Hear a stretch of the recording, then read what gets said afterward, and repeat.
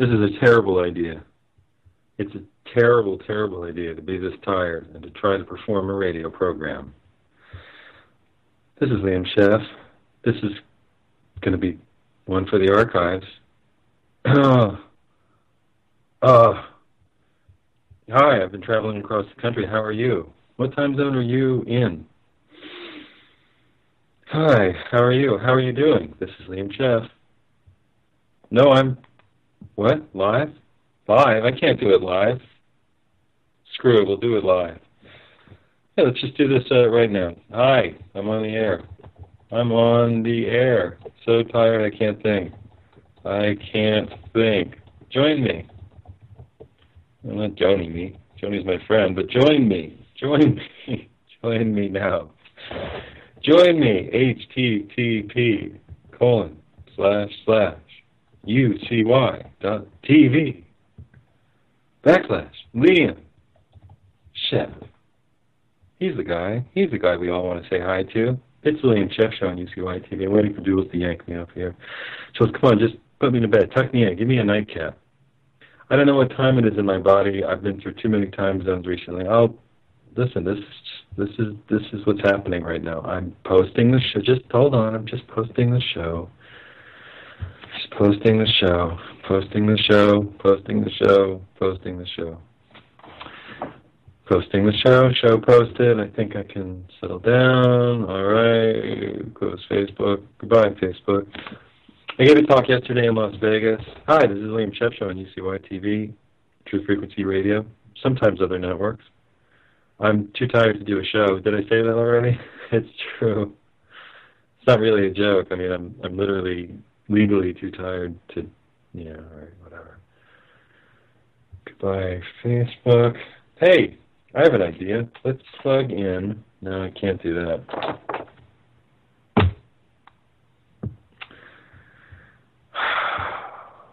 Close internet. Good night.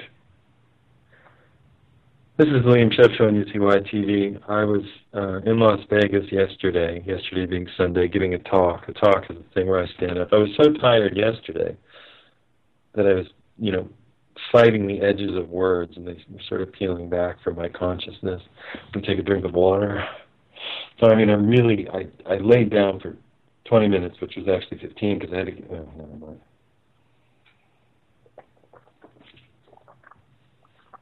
Water, please go directly to my brain.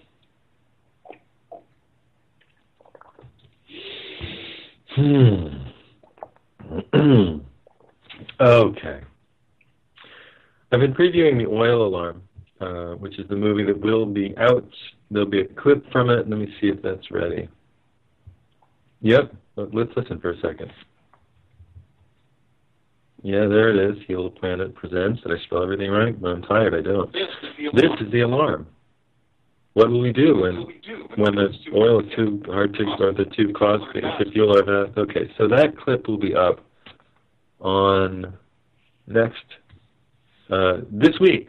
I'm going to announce it on the Robin Scott Bell Show, Batman and Robin Scott Bell Show. We'll put up the first clip, so that people can get a sense of what the movie is and can get interested in it. The movie is 17 minutes long. The movie walks you through in a lovely animated feature, animated by Eric Rogerson, produced, that means paid for, by Heal the Planet, healtheplanet.com.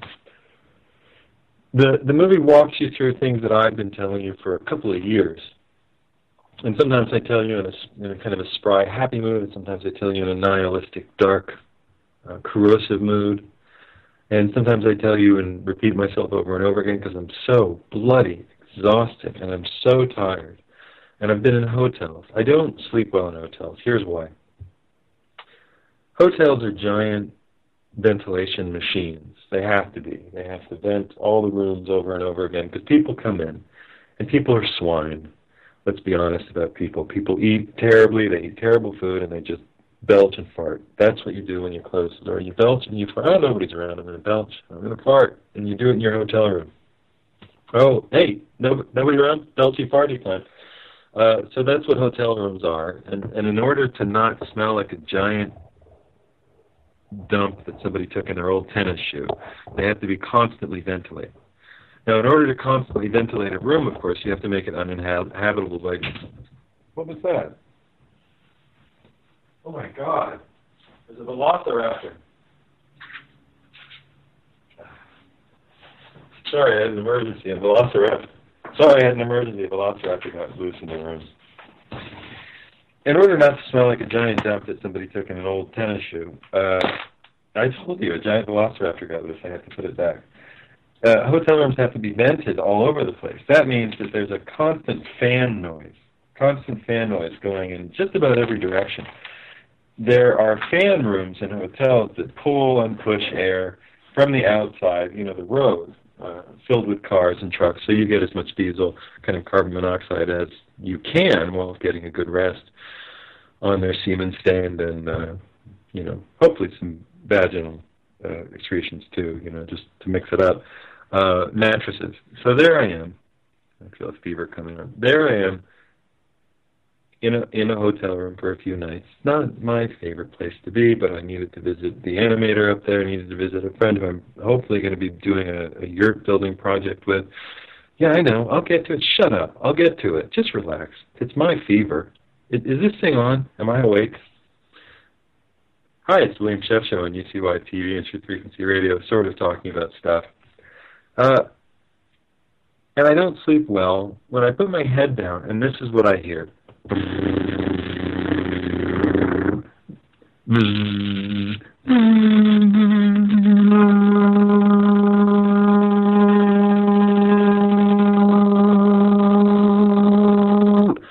That's the sound that my inner ear tunes into. Why? Because I'm a dog. I'm a cat. Why? Because I can hear sounds that other people can't hear. That's why. I can hear, shut up. I can hear sounds that other people, no, I'm not saying that I hear things that aren't there. I can just, my ears tune into sounds in the spectrum, the audio spectrum, not the electromagnetic, whatever, and I can hear sort of the electromagnetic sounds. One day they'll make a movie about me, like, what's that one that redheaded Julianne Moore made years ago, Safe, that horrible Todd Haynes movie where she goes nuts because she's allergic to every chemical. And by the end, the movie's excruciating. Bloody excruciating. One of these Hollywood mind fornications.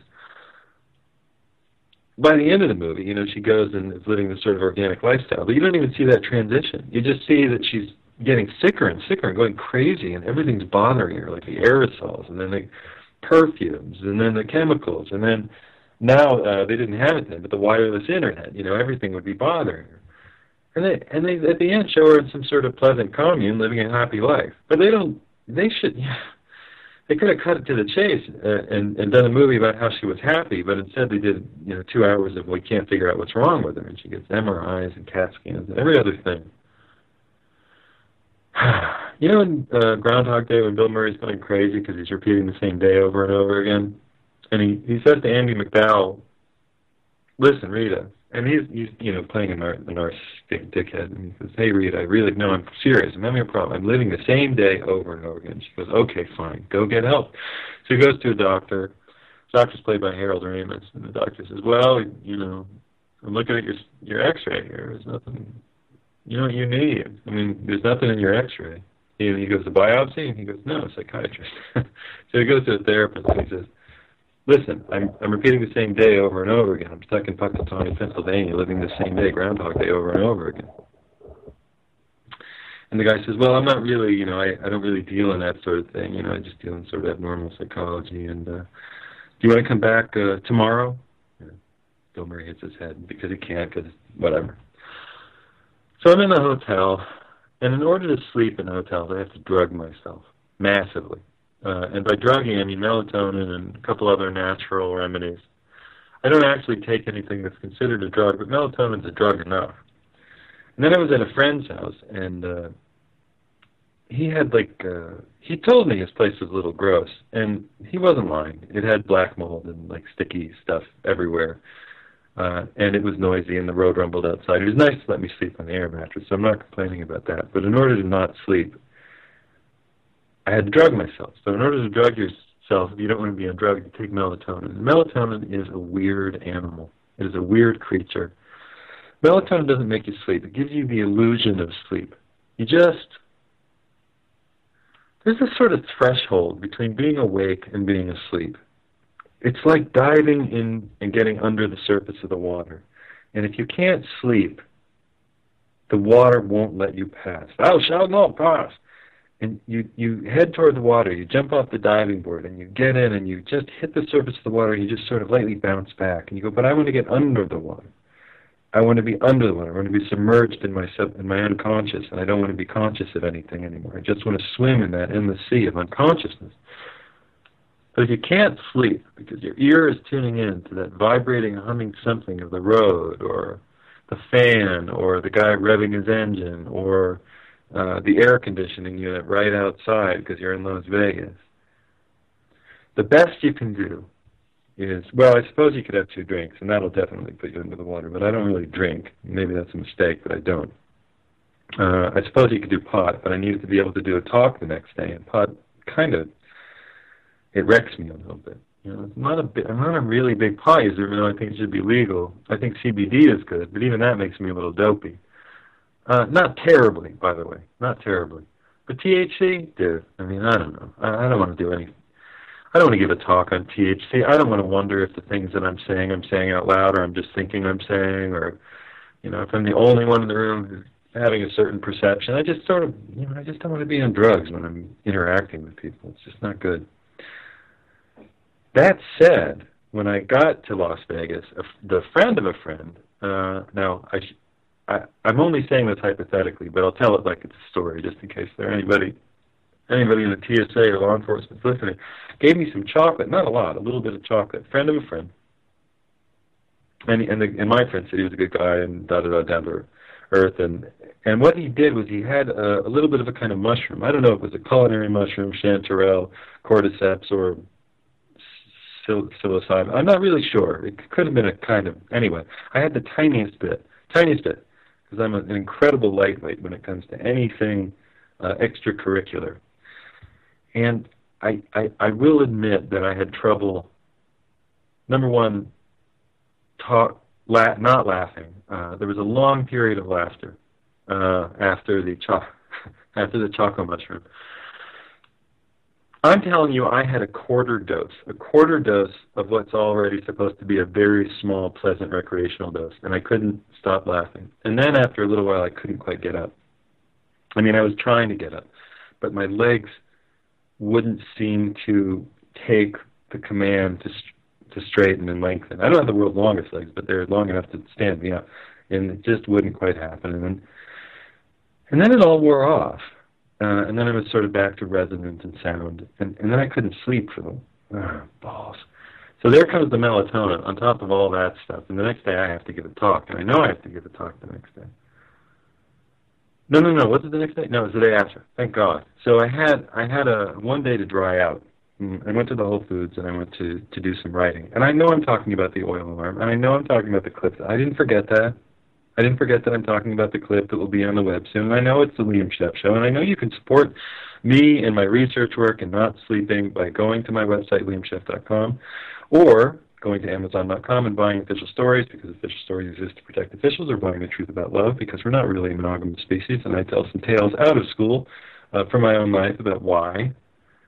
Or you can go to Facebook and find, it just says donate $5 to $20 to Liam on PayPal. You can donate anything you want. It's right there on my webpage too. There's a YouTube, on my YouTube channel, which is Liam Scheff. There's a PayPal link. You can donate $5 to $20 to keep things like the oil alarm, which I don't get paid for. I'm going to be giving away for free. I didn't earn a salary on the animator got paid because he did contract work, but I wanted to be the owner of my work, so I forwent, I suppose, any kind of salary. But that work is coming out and you'll be able to see a clip soon. Anyway, not sleeping. So you take melatonin, and I know it deeply relaxes you. Don't get me wrong. It does something, that white powdery stuff, it does something. It shuts off a kind of something in your mind that says it's bothered by not being very much asleep, and you just sort of maybe lay there. And maybe you drift in and out of the upper layer of the water. Remember, we're back to that metaphor. Sleeping is like going under the water and being able to breathe, It's like diving into the water, but and then you're in and you're under and you're in the current and you're swept along and you have this joyride, this nighttime joyride where you interact with all of the layers of the energetic nature of your organ systems and your body and the subconscious. You have this interactive adventure that you do not control and you do not manage and you do not hear the fan sound or the cars going by. And you're not bothered by anything in the world and you release. And everything in your body heals overnight. But when you don't sleep, you don't heal. So a lot of people in this country don't sleep, and then they get up and they drive and they do other jobs. At least I'm not driving and doing other jobs. But tonight, I'll take my herbal stuff. I will take one melatonin, not two. Two is deadly. I will go to bed on time. If my friend has, I know this sounds awful, but if my friend has any wine, I hate it, but I will have a quarter of a thimble. Because I think that should put me the rest of the way under the breathable water so I can, have a good night's sleep and dream. I got some rest last night. It wasn't bad. I'm back in Los Angeles, home of the desert that is the farmland for the United States of America. This is a topic I cover in the Oil Alarm. We live in a desert. Out here in the West, we live in a desert. Out here in California, Arizona, Utah, the rest of the Western states live in a desert, but the desert grows alfalfa and cattle, for cattle, and is a dairy farm. It's a place where people grow most of the vegetables that are consumed in the United States. Out here in the desert in California. Now, why would they do that? They do it because it was once convenient, because people don't think ahead, because people have essentially a 24-hour planning mechanism, because we grew up in our 200,000-year childhood as a foraging species. Well, it wasn't really, it was a full lifetime. It was hundreds and thousands of lifetimes. In our 200,000-year existence as foragers walking around, we had this, 12-hour cycle of light, 12 hours, 4-hour cycle of dusk and dawn, and 8-hour cycle of darkness. We didn't really have to make any decisions that had to, we had to worry about that. If we do this today, what's going to happen in 10 years? How do you even begin to think about that? You get up in the savannah, you get up on the plain, you get up in the forest, and you think, well, I have to go to the bathroom, so that's one. I better not get bitten by anything on my testicles or my hypothetical vagina if I were a hypothetical girl. That's two. I'm hungry, and I need water. So we'll get water first, and then we'll go looking for food. That's 3 and 4. And I wonder what I'll do with all this nuclear waste we've generated making electricity so I can play my iPod is never something that you'll hear a forager say. It's not in our thinking as programmatically as a species to consider what happens more than essentially a day, a half of a day. Mostly we can think a half a day. Well, we'll get this morning and we'll eat it tonight. Oh, we didn't eat it tonight. We'll eat it tomorrow. Okay, we have to eat it. It's bad. It'll go bad. That's it. That's what we are as a species. We've got maybe a 24-hour window to really consider things. But here we are building machines that can destroy the world for 10,000 years, 100,000 years. That's interesting. Oil gave us that. Coal gave us more, but oil gave us the full extent of our dangerous reach across the centuries. And I don't really talk about that in the oil alarm, because the oil alarm's more upbeat. It says, here we are. We've built this civilization in the furthest tree, of the furthest branch of the tallest tree. We've built the heaviest city that we can. All of our food is, way down the trunk and a mile away, and we're the size of ants, so it's very hard to get it. So we have to enlist an army of machines to bring it up, and the water that we get, we actually have to bring up in droplets. So we're going to keep doing that. And over here in California, they have to drill down into the Central Valley. They're shutting down towns, full of poor people up and down the Central Valley, but Los Angeles is still pumping water. There's a sign. There's some signs. What do you call those things? Billboards. There's some billboards that say, turn out those taps when you're not using them. Really? That's it. 50% of the water in the state goes to feed cattle. Factory farm cattle, pigs, chickens, alfalfa, maybe 60%. That's not a small amount. But nobody, there are no billboards that say we should probably stop raising cattle and pigs and chickens and alfalfa and tomatoes and broccoli. We should probably be growing millet, which is an African, Asian, Eurasian crop, which grows on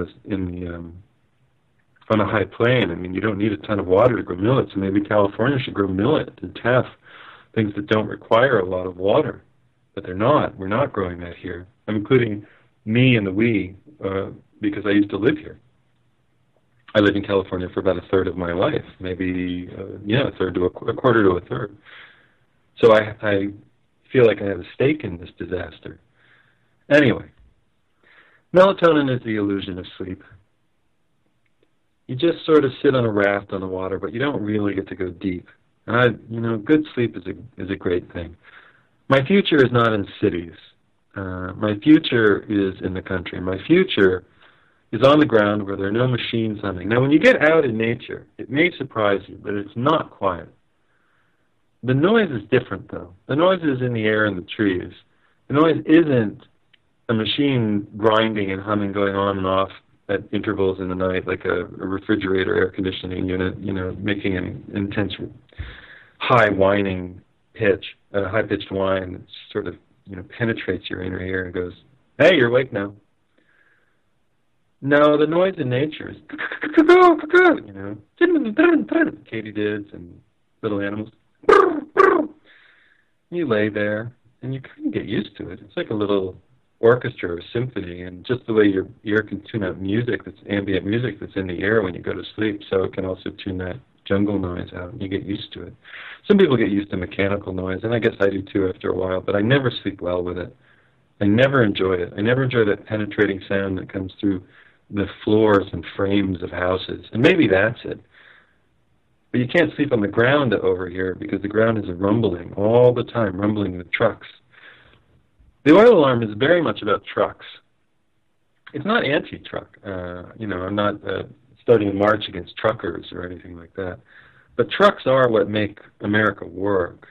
Everything that we use and have comes in the back of a truck. And I was thinking I was going to have to get something shipped from where I was living, and it was bothering me. My friend said, "Oh, it comes on a truck." I said, yeah. It's not that I'm anti-truck. It's that if gas gets very expensive, and I cover this in the oil alarm, which will be out soon, if gas gets very expensive, then trucking gets very expensive. And that happened in 2008, 9, 10, after oil hit $140 a barrel, after, we were importing, 55, closer to 60% of our oil. We're still importing just about half. Trucking fuel went up to $5 a gallon, and everything got very expensive. And it's more or less stayed very expensive. I mean, it dropped down just a little bit, and fuel has dropped down. But that's kind of an artificial drop. It doesn't mean that there's enough fuel that we can, live this way for another 10 years, or even 100, or I don't think we can live this way for another 5 years. It just means that the countries that have been drilling for oil for a long time can outcompete our very high prices for fracked oil. And fracked oil is very, very, very expensive to get. I've talked about this on various shows, but we started our little fracking revolution in about 2008 and 9 after that great emergency of $140 a barrel oil made it seem to the psychopaths who run Wall Street that it would be a good idea to blow up the rest of the United States to get grease out of shale. So they've been doing that in earnest for a few years. And they got us, good squeegee full of oil, and that reduced the price. And then other countries said, well, we're not going to stand by and we're not going to sell oil for $90 a barrel just because you have to. We're going to sell it for $40, and that undercut the frackers who have all gone bankrupt. And we're just waiting for the shoe to fall off. And maybe when it does, we'll be in bare feet, and maybe that won't be so bad. But I got to tell you, the car is going to go away in the next 10 years as a regular feature of our lives. There might be shared vehicles. There might be a lot of different things that are shared. But the personally owned automobile that's owned by every single person in groups of 1 or 2 is going to go away.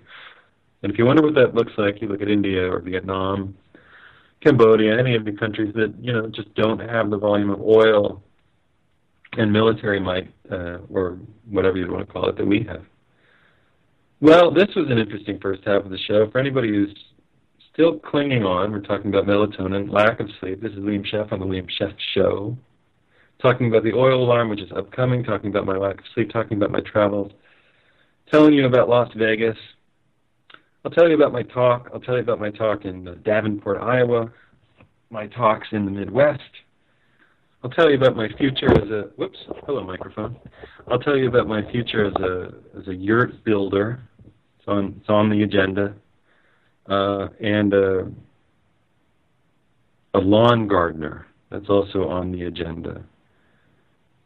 Right now, I really need there to be a commercial break. But there is none. So I'm going to have a drink of water.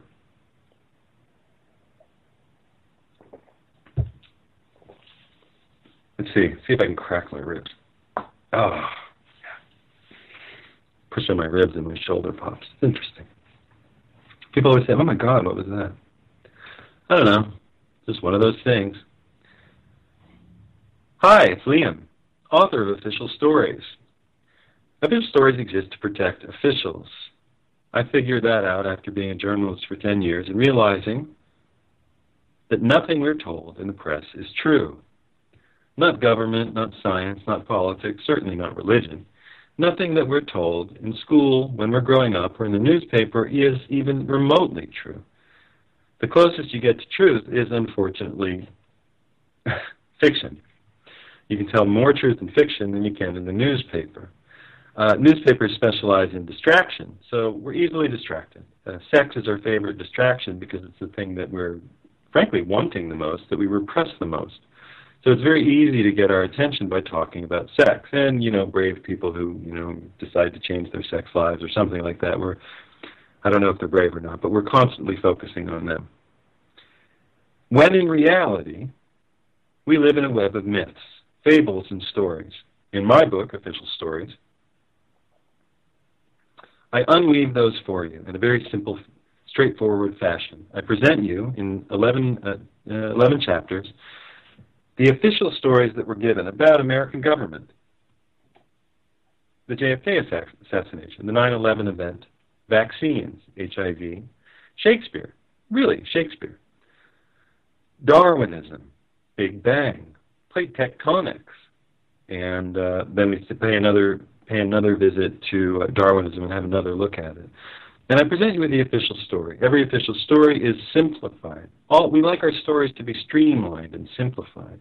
They have to be simple because we're a relatively simple creature and we don't have incredibly complex minds for remembering great details over long periods of time. So we need a simple story that adheres to the basic archetypical tale. And in telling that story, we need somebody to blame for the bad things. So we have a scapegoat. We call them the lone gunman. The lone gunman is responsible for everything bad that happened because we certainly can't have a complex structure to blame. We can't blame an infrastructure because that would mean that maybe we're slightly at fault ourselves. We can't be slightly at fault ourselves because the story is there to remove blame from us. The story is there as a cathartic device. It's not there to make us feel responsible. It's there to provide catharsis or release. Stories are not there to make us feel like we should endeavor to be more involved. That's why activism fails so badly when it tries to engage you with storytelling. The most it can do is say, buy organic jelly beans instead of non-organic jelly beans, and then they tell you the story that's going to make a bloody difference. Hardy har. In my book, Official Stories, all I have to do is present you with the official story, the lone gunman, and that magic bullet that they use to make everything happen, whether it's HIV causing AIDS, or vaccines curing every disease in the world, or who knows, enough time going by and enough space going by so that Big Bang Theory makes sense. First there was nothing which exploded, or for the works of Shakespeare to emerge from a guy who never owned any poetry, encyclopedia, never wrote anything that anybody can tell. Or for Darwinism to make sense. Enough time goes by so that life, a perfectly ordered, organized, self-replicating machine, just emerges from what? Chaos? Where does chaos come from? Questions that beg themselves are not really answered. All I have to do is line up the exceptions to every proposition, and that's what I do. In unofficial stories, I line up the exceptions to the propositions. The proposition that we're a democracy, we're the greatest country on earth, that we vote for things. All you have to do is say, wait a second, we vote for the CIA? Who's conducted all of the wars overseas since World War II? CIA. They're always at the beginning. And then some poor hillbilly kids from Arkansas and Minnesota get, raked in at the end to fill body bags and I suppose, be damaged by vaccines and chemical weapons overseas. Fill in the details to any official story. The contradictions always outweigh the story itself. That's how you know it's not true. It's not really that complicated. You don't even have to come up with the perfect answer for what actually happened. Sometimes it's impossible. It's too obfuscated. It's too hidden behind official stories, or too much history has gone by, too much time has gone by, and you can't quite grasp, or nobody ever published or printed anything. You just have to take some best guesses.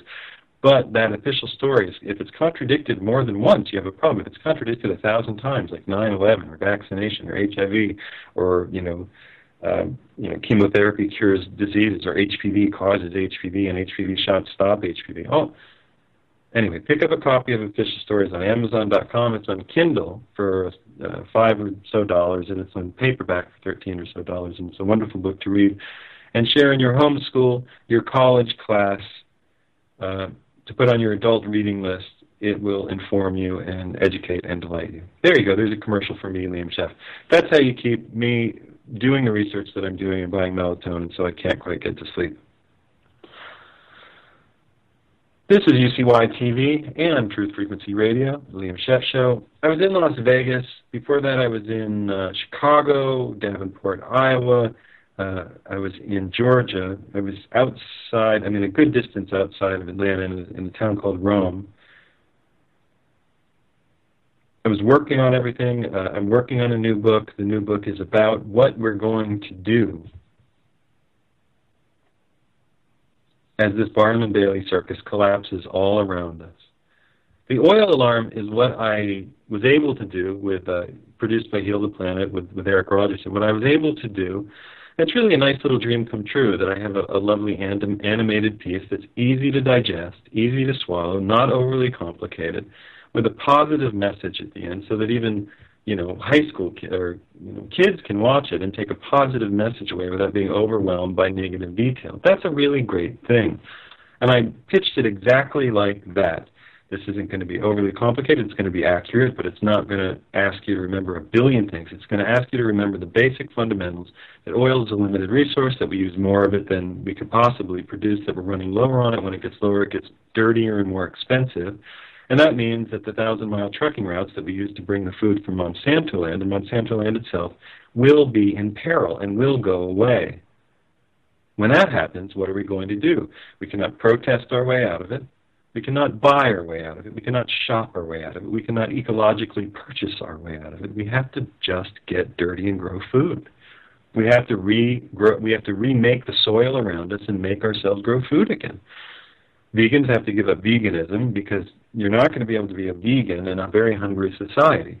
Cow eaters are going to have to give up cowism. Weston Price is going to have to give up its whole, legend of everybody eating beef for eternity. That's a myth. And we're going to have to be low on the food chain omnivores. We're going to be lucky. We're going to be grateful to be eating grasshoppers and small and eggs from small birds and occasional little mammals, guinea pigs, lizards, snakes, etc. We're going to be really happy to have a little bit of that extra protein and fat. We're going to be growing tubers and rutabaga and turnips and potatoes, sweet potatoes, yams, sunflowers, gyroso. We're going to grow everything that we possibly can to feed ourselves. And when we don't, people are going to starve in large groups. Now, I'm writing a book, and if the oil alarm is the nice version, then the book is the snarky, mean-spirited version that you all know and love me for, in which I tell you the truth, which is we're deeply, profoundly fucked. There's my one F word for the show. Deeply and profoundly, and not in a good way. And I'm talking cannibal apocalypse. I'm talking 10,000 people dying over a couple of nights when the power goes out in Chicago in the middle of winter or the middle of summer. I'm talking thousands of people dying in the tropical parts of the United States, you know, the very hot parts. In summers when air conditioning goes out and the water pumps stop because of an electrical problem, I'm talking about millions of people dying over the next 20 years. Tens of millions. And I'm not excluding myself from that. What I'm doing to prepare, though, will inform you as to what maybe you should think about doing to prepare, and I'll talk about that in a minute. I'm writing a book, and it's going to be a short, snappy book, about the fact that this last 3 or 4 generations of people born in the United States and the Western world are jackasses and idiots. I'm including myself in that, so don't be offended. We don't know anything. We don't know how to do anything. It doesn't matter how esoteric we are, how bright we are. It doesn't matter how clever we are, or how many ways we can program in C++ or CSS, or we can render stuff in web pages, or if we can use either iMovie or Final Cut or Sony Vegas Studio or whatever. It doesn't matter. All of that stuff is bullshit, and none of it matters. It doesn't matter. None of it matters because we don't know how to do anything that actually matters. Who out there can raise rabbits, stomach killing them, cooking them, also raise some vegetables and get something that has fat in it so you don't become fat deficient while you're eating the rabbit and the vegetables? Who can do that? Very few of you can do that, and we all need to be able to do that. That is what we need to be able to do. Now, the New Age people out there, and of course I have a bias against New Age, as I do with any fundamentalism, Christianity, Islam, what's the other, Judaism, any fundamentalism, fundamentalist Hinduism. I have a problem with it. Why? Because you're mistaking the literal for the figurative, you're mistaking the literal for the metaphorical, and you've lost the thread. It's nice that you have these stories that you believe in, but keep your feet on the ground, everybody. Keep your feet right on the ground. I gave a talk yesterday in Las Vegas, and a very nice guy named Paul, I gave the talk about oil decline. He said, well, you left one thing out. I said, go ahead. What is it? He said, well, energy, that they're not talking about. I said, okay, have at it. And he talked about how the military might be holding on to some secrets about some sort of energy device. And I said, okay, great. Are there any working models? And he was, to his credit, ladies and gentlemen, honest and said no.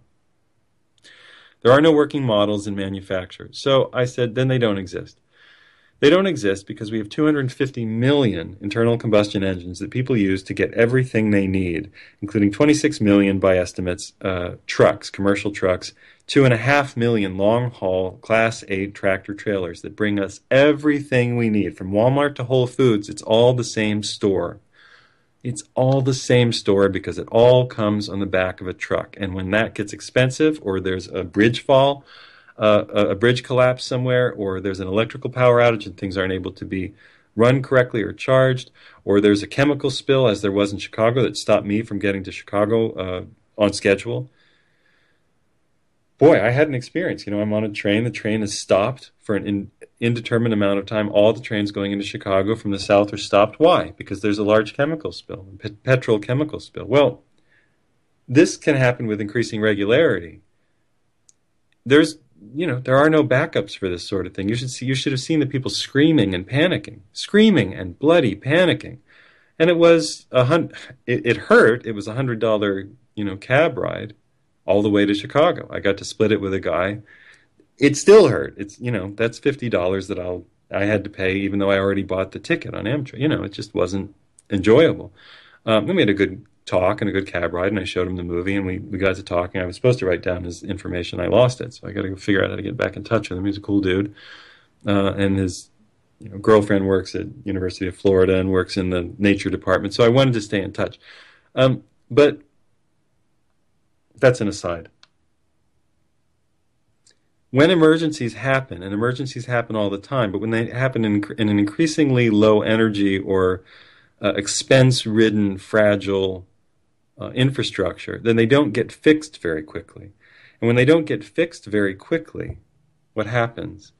Things stall, things slow, things don't go so well. We're not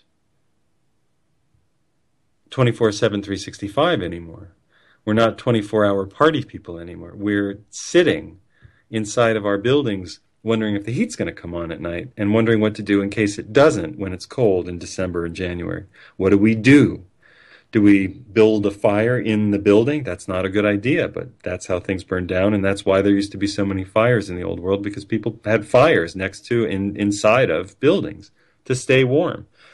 We're headed back to a world where we need to know how to do stuff, and nobody knows how to do stuff. And getting a high score on the Zaxxon machine at the pizza place doesn't count. That's what we got to be good at when I was 13. Getting the high score on the Zaxxon machine, or Miss Pac-Man, or Galaga. Figuring out how to get the extra ship in Galaga. Guess what? It doesn't matter. There's no bloody extra ship. It's not real. There's no Galaga. There's no Galaga out there. There's nothing in... Hey, look, I got to a new level in Zaxxon. Centipede. You know, it's all the same level. It's just pure digital mental frickin' OCD illness. And that's what we were programmed with. We don't know how to kill a rabbit. We don't know how to kill it. Most people don't know how to kill a chicken or raise a chicken. A lot of people who are ethical vegans are very offended by this, but let me tell you, ethical vegans, I feel for you. I've been one of you, but it ain't going to last, and you're going to have to stomach eating some small animals. And you Weston pricers and the rest of America who thinks that cow is a vegetable that just grows on trees, you're in for a sore, sore awakening. Everything that we have costs. Cattle costs more than any other thing. It costs more water, more land, more grain, more seed, more beans, and they're not even supposed to be eating seeds, grains, and beans. But that's what we feed them. It's going to go away. You might want to get ahead of the curve. In the oil alarm video, I present this in a gentle way. I present this as, let's do this. We can do this. Yes, we can. We can re-envision our neighborhoods. We can re-envision the way we interact with our homeowners associations. Instead of having, I say in the film, instead of a homeowners association telling us how green our lawns must be, we now must make our lawns fertile places for food to grow. Okay, that's the nice part of it. But the reality is that on the ground, everybody's going to be fighting. Everybody's going to be hungry and blaming each other and blaming the government and asking the government, I don't have time to wait around for the government. Where's my stuff? Everybody's going to be sitting around waiting for their stuff. Man, I know that they got it in for us, and dude, they got free energy machines up there that they're not sharing with us. No, they don't. No, they don't. If they had free energy machines, we wouldn't be at war in the oil states. So don't worry about it. And if they do, then they do, but they don't. Free energy is the same as Jesus coming back. It's a myth. Sorry, it's a myth. Nikola Tesla inventing a world-saving machine is a myth. He didn't.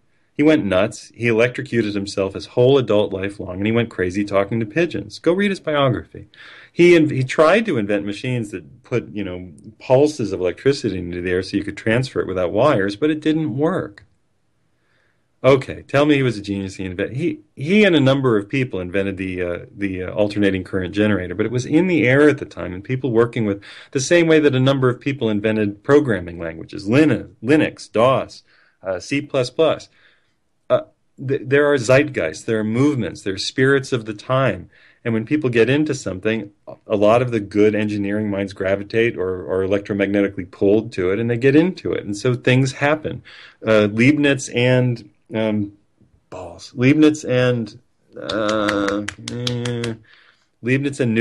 invented the calculus at the same time, and Newton, blamed him for stealing, but he didn't. It was in the air. Math was advancing and becoming a greater tool for predictive engineering-based. I already used the word predictive, but it would be engineering-based predictions or calculations, and that's what calculus was about. That's how it happened. Trigonometry and calculus. That's how it happened. People were using it more. They expanded it, and then they got it to its apogee. They got it to the top. They reached its limit, and they both discovered it. But it's a pattern waiting to be uncovered. So people say there are these great inventors, but there are zeitgeists. There are movements. While we had oil to burn, these heavy metal, mercury cowboys sitting in wherever, Santa Rosa, California, Mountain View, California, we're all in Silicon Valley. We're all working on motherboards, and they advanced that engineering technology. It was a zeitgeist. If it hadn't been Steve Jobs, somebody else would have come along and poured a little art onto the thing. That's what he did. He just poured a little art onto it. Said it's got to be prettier. It's got to be built for artists. Okay, somebody would have done it. He did it. Bill Gates said it's got to be uniform. He was the Standard Oil guy. He was the Rockefeller of that age. He said it's got to be uniform. That's all. People want uniformity, and they don't want to have to go from thing to thing, and it's always different, and nothing matches. So he said, we need it to be uniform, and I'll just put my name on it, and that's that. And they both stole other people's work, and they put their name on it and blazoned their name on it and put it forward. That's what, captains of industry do. No big whoop, no big surprise. But all of that runs on oil. All of that runs in the machinery of petroleum, which is a 20th century animal. It's a 20th century invention, essentially. Now, well, you know what I mean. The ability to use it to run the internal combustion engine and all the things that run on oil is the 20th century. And we're at the end of the 20th century. We're in the long 20th century, and we're careening off the cliff of the 20th century. And we think we're going forward into the 21st. The truth is we're going backward into the 19th. The truth is we're going backward into the 19th century. And we're not prepared, because there will be no Zaxxon to get a high score on at the pizza place. There will be, it was a video game, in a forced three-quarter perspective that made it look artificially 3D. And it was a big deal. We thought it was a big deal. Oh, look, it looks sort of 3D, and it's really hard to control. It was maddening. It's not real. And we wasted tens and tens and tens of dollars on it a piece, just trying to reach these goals that had no value. But we don't know how to raise a bird, and we don't know how to kill a rabbit, and we don't know how to go hunting, and we don't know what foods are edible in the lawn and what foods are edible in the forest, and we don't know how to kill a snake, except to throw a rock at it, which is how you kill a snake. But, we don't know that if you carry something with fangs and poison hanging out of it, the fang can hit you and kill you, so you can't carry it that way. You have to cut its head off or wrap its head or something like that. We don't know anything. And we don't have a lot of time to learn. We really don't. We really don't have a lot of time to learn how to get back to the 19th century, to the 1800s. We don't have very much time. And the truth is, a lot of us are going to perish. And if I'm in the wrong place, it'll be me. And if you're in the wrong place, it'll be you. It's going to be a lot of us. So what's the right place? Well, my current project and is to become a permaculture guy. I've been working on it for a while. I'm going to work with a partner or a number of partners to clear some land, build some yurts, because I don't like living in the machine world. I want to sleep near the ground. I want to sleep without machines buzzing all over the place. I want to hear the world around me singing its song. I'm going to be connected to nature, separated by enough of a barrier that I'm not bitten all the time, but connected to nature. I want to be surrounded by people who have the same goals. And I want to teach. I don't want to form a hippie commune, but I want to teach people in the suburbs how to grow foods, because I'm going to be building a permaculture food forest farm. So I'm going to go to the people in the suburbs and say, look, I don't want you to come and live on a yurt as a hippie, because I just, I don't want all that pressure, and I don't want to, believe me, I don't want a commune. I don't want to live with 100 people trying to come up with their own tribal rules. But I want to go to the people living in the suburbs and say, you have enough land here, you have a quarter of an acre, you have a quarter of an acre in usable lawn, fifth of an acre, you have enough land that you can grow a lot of food. There's still food coming in from the local, large fields, and you can do it. So let's barter our way into this. So you can pay me whatever the going currency is, or we can barter for goods and services, or you can owe me something, and I will show you how to do this. And that's what I want to be doing. I want to be learning and teaching, learning and teaching, learning and teaching. That, as far as I can tell, is the future that I'm embracing. That is my future. Your future may be different. You may be an artisan. You may be a cheese maker. You may be a goat herder. You may be a textile maker. You may be a wool spinner. You may be a hemp grower, and Lord knows we need those. You may be a hemp refiner. You may be turning parts of hemp into all kinds of usable materials, from fabrics to concrete to oils and ink. You may be any number of things in our future. One thing you're not going to be is a video game tester. One thing you're not going to be is a media critic. One thing you're not going to be is somebody who blogs for a living about commercials and their, cutting edgeness. One thing we're not going to be in the future is a bunch of lazy mother frickin' couch potatoes. What we're going to be in the future is people who work, essentially, to make most of the things that we have And so that we don't go crazy, so that we don't think that we all have to be preppers, we're not going to do it all alone. There's going to be a division of labor. Some people are going to do some things, and other people are going to do other things. And natural talents will lead you from place to place. I'm a good teacher, and I'm a pretty good grower of food. So it serves me to learn how to do some things. You know, I'm dexterous, I'm good with hands and tools and that sort of thing. So it serves me to learn how to build some yurts and other things, and to be able to pass that information on through teaching.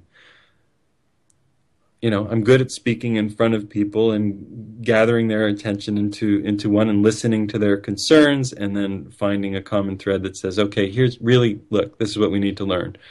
And, you know, getting rid of the extraneous material. I'm good at separating the wheat from the chaff. You have your own skill. You may be wonderful at raising children. Well, we're going to need to have children, because a lot of people are going to be dying.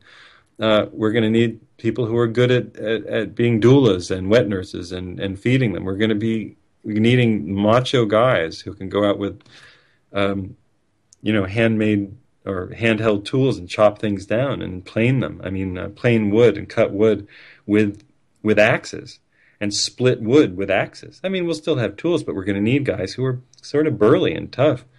It's not just a look. You know, you can't just grow a beard and be a doofus hipster and think that you're some kind of mountain man. You actually need to know how to do stuff. And the world of 3D printing isn't going to save you from having to do real work. We're going to have to start to really make stuff out of nature and replant nature so that we don't annihilate it, so that we don't destroy it. There are too many of us. There's a great danger of us overeating the limited amount of stuff that exists if we just have to grow it ourselves. It's going to be a very, very, very tough half century. It might not always seem tough. It might seem joyous at times. It might seem wonderful at times. We might wonder why we ever went down this intensely mechanical road of the machine world, of buzzing things and electronic things, and always having electronics and high-frequency radio waves next to our heads and faces and groins and bodies where we carry these phones and hold them. We may wonder why we ever thought that was a good idea, why we were so addicted to the constant interaction of the electronic world that we thought that it was better than making wine or growing grapes or raising sheeps and ducks or growing an olive grove or a large potato field or whatever, or making ponds. One thing I want to learn how to do is to help make small ponds. I mean small ponds, 10-foot ponds, so that you could have a few ducks on your property, so that you can raise a little bit of fish on your property. I think that these are very important things, and I think that the future is about these very important things, and not about the wildly unimportant things that we've been invested in. Makeup and Fabergé and Paul Mitchell. And I'm not saying that there's no room for art or fashion. I'm saying that it's got to come back down to earth, out of the machine age, or nuclear bomb testing, or Fukushima. And the truth is that nobody knows how long a planet can survive as it's crippled, and not the planet, but the biosphere. How long the advanced biosphere can survive while there's a crippled nuclear power plant puking ionizing radiation into the Pacific Ocean, otherwise known as Lake Fukushima for newcomers. This is the Liam Scheff Show. You've come through my sleep into my awakeness. This is what we do here. We follow the thread, we follow the rabbit trails, we go all the way back down to where we came from, and we find that we're going to have to grow food and live lives with our feet on the ground. Please support independent journalism. Go to my Facebook page, go to my webpage, and put $5 to $20 in on my PayPal account. Please do that. If you enjoy this, please buy a book to reward yourself and me. Give yourself the gift of a lot of critical thinking and some jokes. See if you like it. If you do, let me know. If you don't, I suppose you can let me know too, but, I like it. So, and look forward to the oil alarm, the first clip coming this week. It'll premiere on the Robert Scott Bell Show this week. And now I wait. I wait for the music to come in so I'm not over-talked by the music, because once the music starts, you can't hear anything I say. I've learned one lesson. Don't over-talk the music. It's Berlioz. It's the habanero. It's part of Carmen. No, it's Bizet. It's not Berlioz, it's Bizet, and it's part of Carmen. Mairzy Dotes and Berlioz and Little Lambsy Dive. I will be giving talks in and around Los Angeles. You can look for my talk schedule on Facebook and on liamscheff.com. I'll be announcing it on Natural News, Robert Scott Bell Show, and other places. I hope to have Bits of the Oil alarm available all over the web soon. The whole thing shall be premiered when there's an agreement about the final cut of the entire video, which will take just a little bit of time because the excerpts are going to go out first. And then the final cut will have to be assembled as, little changes or tweaks are made here and there. So look for that, but at least you'll get a good taste of it, 60 or 70 seconds of the 17 minutes next week, and I'm really excited about that. I'm sending out the message first, grow food, and then we can get into some of the details of what oil is and how we came to do it, how it came to overwhelm every other thing in our lives. This is UCY TV. You can also hear my show on Truth Frequency Radio on Wednesday afternoon. I will be back next week. I should be back with a live show if I have a stable web connection, and if I don't, it'll be a repeat. Stay tuned to all the great programming on UCY TV. Much appreciation for Levon and April, for Steen, Truther Talk, and Levon's show. I don't actually know the name of her show, but I've been on it and I like it. It's rather impertinent of me.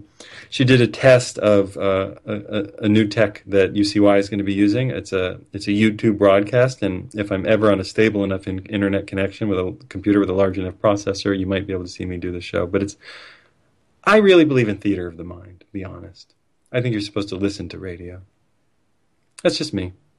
See you next week. Hear the music.